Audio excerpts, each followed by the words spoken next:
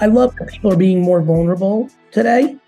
But I will say, in the growth of vulnerability, we need growth and accountability. People become very good at blaming mom and dad for all their problems. Oh, this all sucks because my mom did this. Got it. Let me do the work. No. Yes, comma, you're a big boy now. Stop it. Yeah. Stop it. Yeah. When I talk about being better at candor, I never bring up what I know to be true about what got me there. I always say, watch what I do, not what I say. I champion my parents, maybe more than I don't know. But I'm a human being. There's things my parents did that I think were misturns, miscues. I never talk about those things. Yeah. Talk about my dad, maybe not like in the work environment on certain things, but not me, like things he did and so I think more people should look at that. I think people need to look at accountability. I think people are finally looking to be a little more vulnerable and things of that nature. But I think accountability is on the decline, which is leading to a lot of the unhappiness in the world. I believe the quickest path to happiness is accountability. Once you realize that everything is your fault, you actually become happier.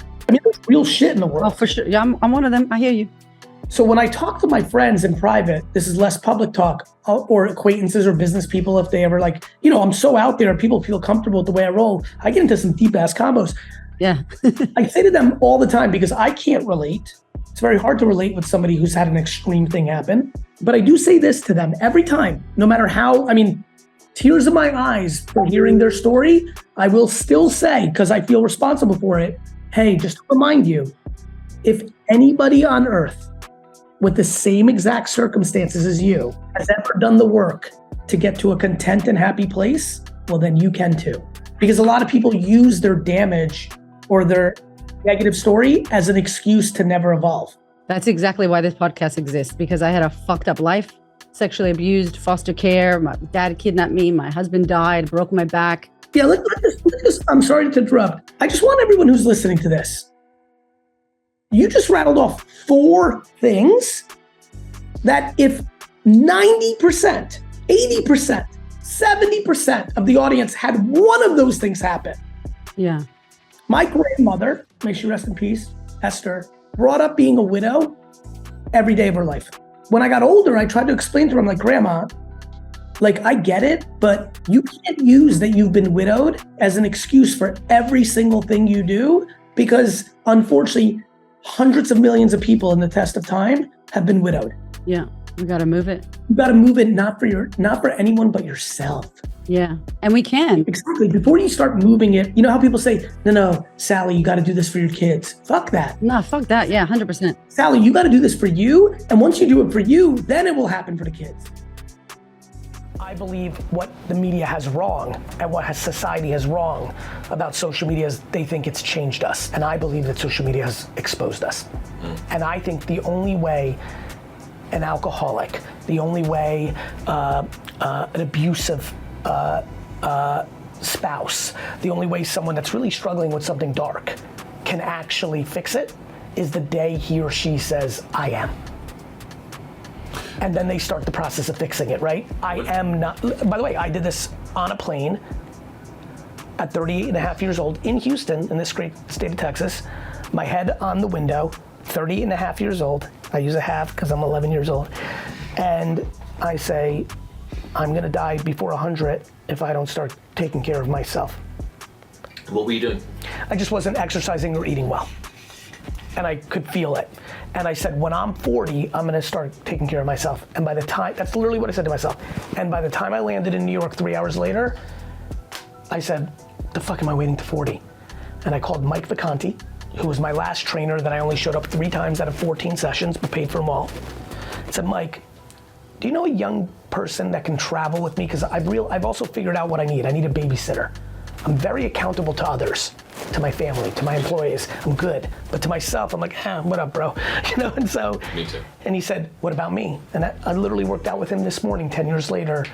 He's moved to Minnesota now. He doesn't travel with me full time, but he was on my FaceTime this morning in the hotel in Austin, and we worked out, and it changed my life, but I knew it for a decade. The first inclinings of 38 was 28. But it took me 10 years of subconscious and conscious talk with myself to finally have the tipping point moment. I believe a lot of people know that I'm right, that social media has exposed us, not changed us, but we're not there yet, collectively as 8 billion people. But when we get there, we will look back in 70 years as social media on top of the internet was a great thing that happened to man. It just was super painful for 25 years getting to the next place. I wonder how much of the reticence we have around not blaming social media for the way that we behave is that without social media, we need to accept that fact. I love you so much. Accountability is the most interesting conversation on earth right now. We have become obsessed with fingers. Trump sucks, Biden sucks, America sucks, China sucks, my mom sucks, my dad sucks, my spouse sucks, my boss sucks. Everyone sucks but you. Everyone sucks but you.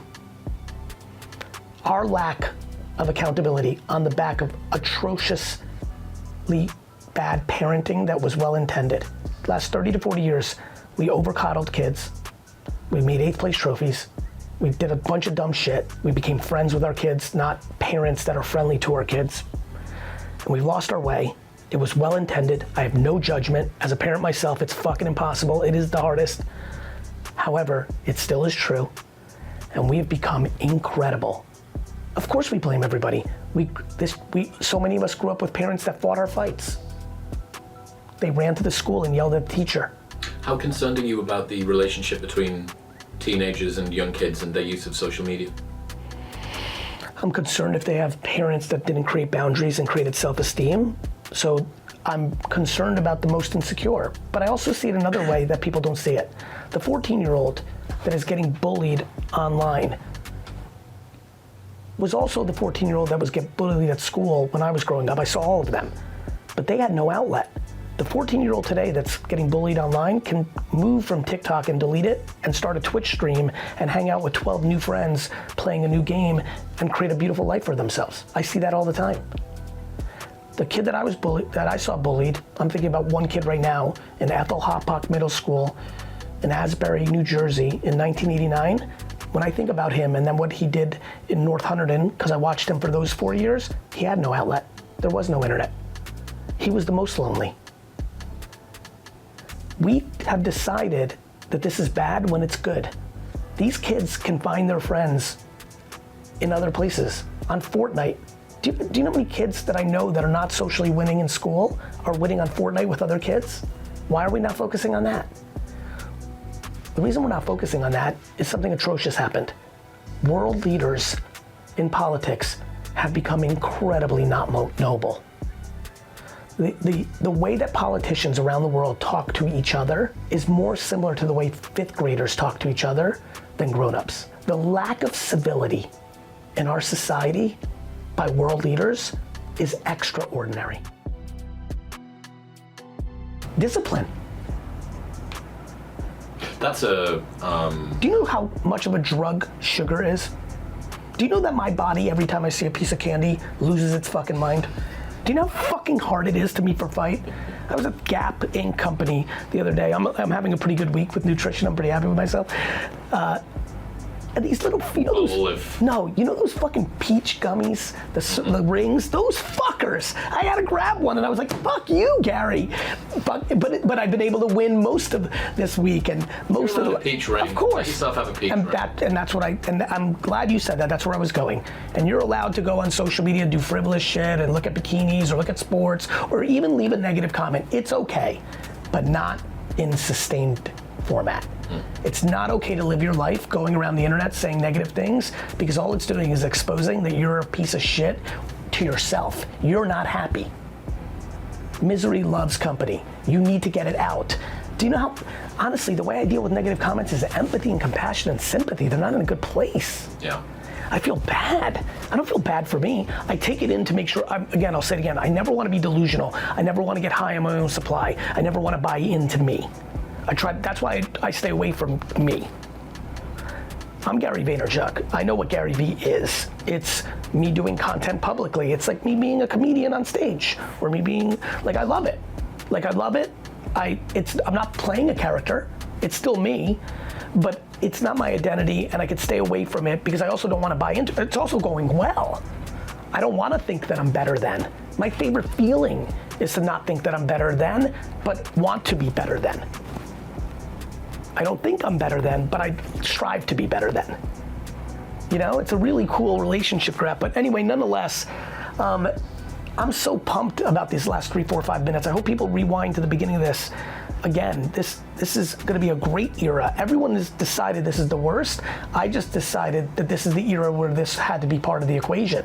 There used to be a world without guns, without atomic bombs, without written word, do you know how demonized electricity was when it first was invented? It had demons in it, literally demonized. Shit happens. Everyone's like, oh, we used to be awesome. I'm like, no, we weren't. The Holocaust wasn't awesome. Slavery wasn't awesome. Like, the Black Plague wasn't awesome. World War I and II weren't awesome. Like, Vietnam sucked. Like the Civil War was bad. You think social media is bad? You think the Democrat-Republican thing is bad now? Could you imagine if Twitter was popping during the Civil War? I mean, what the fuck's the matter with everybody? It's so funny. It's like everybody got an F in history. That's how everyone's talking right now. Like as if everyone got an F in history, or people aren't good at critically thinking. People are not willing to be thoughtful.